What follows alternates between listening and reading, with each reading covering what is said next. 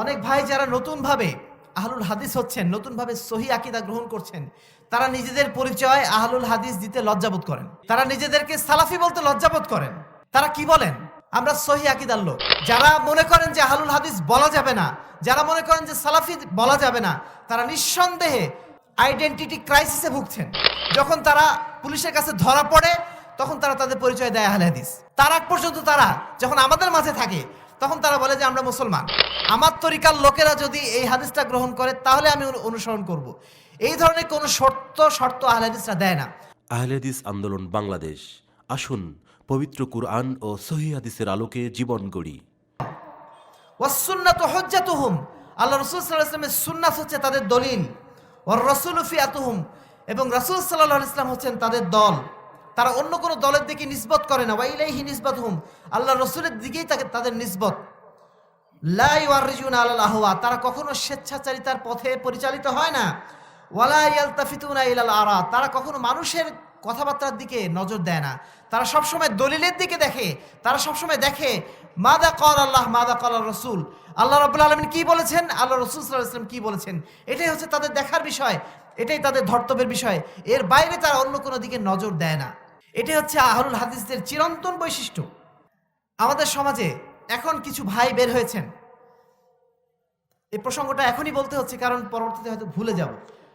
অনেক ভাই যারা নতুনভাবে আহলুল হাদিস হচ্ছেন, নতুনভাবে সহি আকীদা গ্রহণ করছেন, তারা নিজেদের পরিচয় আহলুল হাদিস দিতে লজ্জাবোধ করেন। তারা নিজেদেরকে সালাফি বলতে লজ্জাবোধ করেন। তারা কি বলেন? আমরা সহি আকীদার লোক। সহি আকীদার লোক, সহি আকীদার দল বলে পৃথিবীতে কোনো দল আজ পর্যন্ত ছিল না। এটা বাংলাদেশের নতুন আবিষ্কার। সহি আকীদার দল বলে কোনো দল নেই। আপনারা বলছেন আমরা আপত্তি করছি না, কিন্তু বিষয়টা কিন্তু এরকম না। আপনারা আহলুল হাদিস শব্দটা বাদ দিয়ে তারপরে বলছেন আমরা সহি আকীদার লোক। এটা কেন হচ্ছে? আমরা স্পষ্টভাবে বলতে চাই, আমরা দ্ব্যর্থহীন কণ্ঠে বলতে চাই, যারা মনে করেন যে আহলুল হাদিস বলা যাবে না, যারা মনে করেন যে সালাফি বলা যাবে না, তারা নিঃসন্দেহে আইডেন্টিটি ক্রাইসিসে ভুগছেন। তারা নিজেদের আত্মপরিচয়ের সংকটে ভুগছেন। পৃথিবীতে প্রত্যেকটা জিনিসের নাম আছে, এমন কোনো জিনিস নেই যেটার কোনো নাম নেই, তাই না? পৃথিবীতে এমন একজন মানুষ রয়েছে যার নাম মানুষ। কোন মানুষের নাম মানুষ হয় না। প্রত্যেক মানুষের একটা নাম আলাদা আলাদা দেওয়া হয়, তাই না? কিসের জন্য দেওয়া হয়? পরিচিতির জন্য। মানুষ যেন চিনতে পারে যে এরা কারা। আপনি যদি বলেন যে আমি আহলুল হাদিস না, আমি সালাফি না, আমি একজন মুসলমান, পৃথিবীতে যত ভ্রান্ত দল রয়েছে তারা কি নিজেদের মুসলমান পরিচয় দেয় না অন্য কোনো পরিচয় দেয়? সবাই নিজেকে মুসলমান বলে, কে নিজেদের মুসলমান বলে না? আপনি যখন বলছেন আমি মুসলমান, তাহলে আপনি কি বলতে চাচ্ছেন অন্য ফেরকার যারা লোক রয়েছে, যারা হানাফি আছে, যারা হাম্বলি আছে, যারা মালিকি রয়েছে, শাফি রয়েছে, তারা কি অমুসলিম? তারা তো মুসলমান। তা ওরা মুসলমান, আবার ওই চট্টগ্রামে যে আহলে সুন্নাত ওয়ালা মুসলমান অথবা মাজারি মুসলমান, সেই মুসলমানদের সাথে আমাদের পার্থক্যটা কি? কিভাবে বুঝবেন আপনি? আপনি যখন নিজের পরিচয় বলবেন যে না আমি আহলুল হাদিস, মানে আমি কোরআন এবং সুন্নাহকে অনুসরণ করি, কোরআন সুন্নাহ অনুসরণ করি নিঃশর্তভাবে, কোনো রকম শর্ত ছাড়াই। কোনো মাযহাবকে আমি এখানে মিডিয়া বানাই না, কোনো তরিকাকে আমি এখানে মিডিয়া বানাই না, কোনো দলকে আমি এখানে মিডিয়া বানাই না। আমি একমাত্র মিডিয়া বানাই কাকে? আল্লাহর কিতাব এবং রাসূলের সুন্নাতকে। আল্লাহর কিতাব এবং রাসূলের সুন্নাতই হচ্ছে আমার সম্বল। আমি এখানে কোনো মিডিয়া বানাই না যে আমার মাযহাব যদি এই হাদিসটা গ্রহণ করে তাহলে আমি এই হাদিসটা গ্রহণ করব, আমার তরিকার লোকেরা যদি এই হাদিসটা গ্রহণ করে তাহলে আমি অনুসরণ করব। এই ধরনের কোনো শর্ত আহলে হাদিসরা দেয় না। আপনি যখন নিজেকে পরিচয় দেবেন এটা যে আমি আহলুল হাদিস, তখন এটা স্পষ্ট হবে যে না আপনি নিঃশর্তভাবে কোরআন এবং সুন্নাহ অনুসরণ করেন। যদি আপনি বলেন যে আমি মুসলমান, তাহলে আপনার পরিচয় এখানে অস্পষ্ট থেকে যাবে। আপনার মধ্যে মুনাফিকির পয়দা হবে, মানুষও আপনাকে চিনবে না, আপনিও নিজের পরিচয় জানবেন না। আমরা দেখেছি যারা নিজেদেরকে এইভাবে শুধুমাত্র মুসলমান পরিচয় দেয়, অনেক ক্ষেত্রেই তারা পরবর্তীতে পথভ্রষ্ট হয়ে গেছে।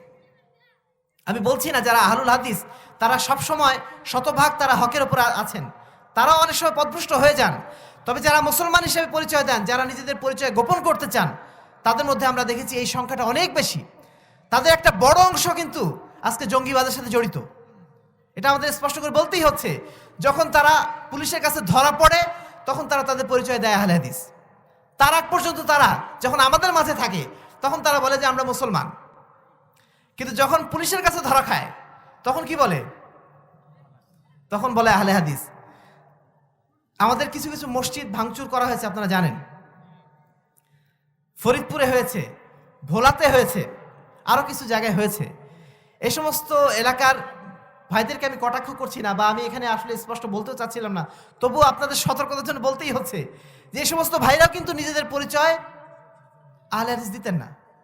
তারা কিন্তু নিজেদেরকে মুসলমান পরিচয় দিতেন, তাদের মসজিদের নামও আহলে হাদিস ছিল না। কিন্তু তারা তারপরও কি রক্ষা পেয়েছেন? যখন আপনি আহলে হাদিস হিসাবে আমল করবেন, রফুল ইয়াদাইন করবেন, আমিন বলবেন, আপনার আকীদা যখন আহলে হাদিসের আকীদা হবে, মানুষ নিঃসন্দেহে আপনাকে আহলে হাদিস বলবে, আপনি যতই নিজেকে মুসলমান বলে দাবি করেন না কেন, বা মুসলমান হিসাবে নিজের পরিচয় আড়াল রাখার চেষ্টা করেন না কেন। তো প্রিয় ভ্রাতৃমণ্ডলী, আমরা যেটা আপনাদেরকে দ্ব্যর্থহীন কণ্ঠে বলতে চাইবো, যে যারা এখনো পর্যন্ত এই ভ্রান্তির মধ্যে নিমজ্জিত আছেন, যারা নিজেদেরকে এখনো পর্যন্ত মুসলমান পরিচয় দেওয়াটাকে জরুরি মনে করেন এবং সালাফি বা আহলুল হাদিস পরিচয় দিলে সেটা একটা অপরাধ বলে মনে করেন, নিঃসন্দেহে তারা ভুলের মধ্যে নিপতিত আছেন। এটা আমরা স্পষ্ট কণ্ঠে, দ্ব্যর্থহীন কণ্ঠে বলে দিতে চাই।